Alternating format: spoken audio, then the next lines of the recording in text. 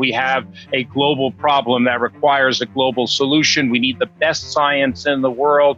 We need the best manufacturing in the world. If we have anybody left over anywhere as a reservoir of virus, it not only threatens them, but threatens the world.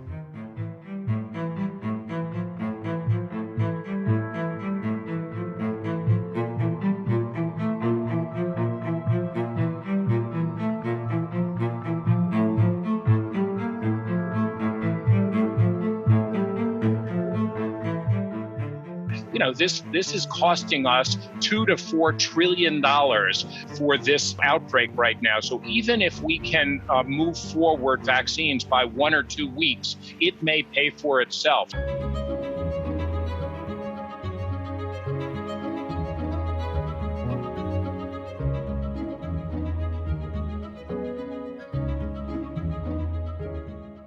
The collaboration is unprecedented. Normally, we have paper processes which take weeks and months to get feedback. Today, we talk about getting feedback from regulators within the day.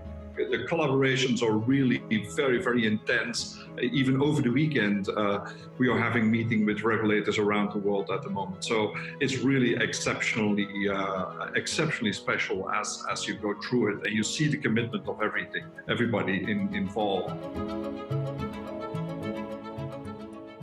Our goal is ideally in the summer to start very large clinical trial, phase 3 or pivotal studies.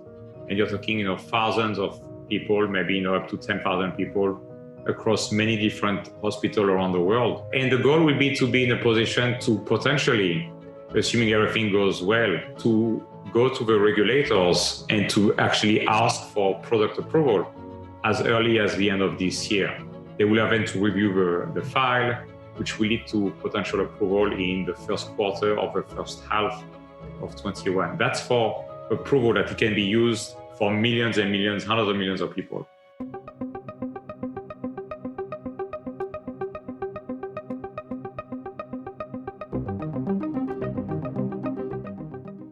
Where we will take over is in the manufacturing side, and then ultimately, obviously, scale up in distribution. And that has to be done in partnership with industry. So the challenge for this is industry, of course, can invest in making sure there's manufacturing, but they need to know that somebody's going to buy it. And that's what we're trying to create now as an advanced market commitment with push and pull. What's going to be important here, and what's very unique, is that we have to go so fast and so huge.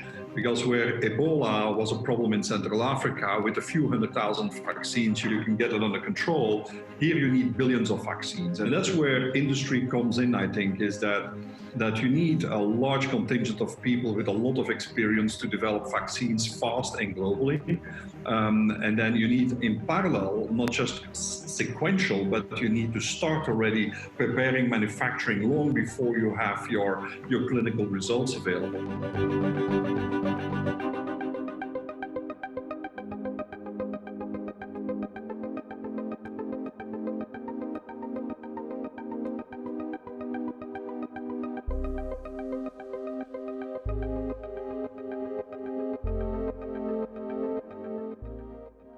It's absolutely the challenge of getting to enough vials, filling capacity, but also drug substance, vaccine itself production. It's unprecedented that probably several vaccines are going to be made in a billion type of quantity. We count today on doing 5 vaccines per vial, because there is no other way to get 1 billion vaccines to people in 18 months if you don't start working like that.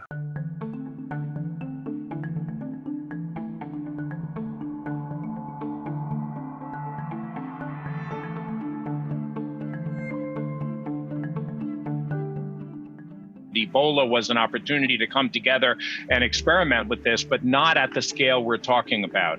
And this is why the private sector is critical.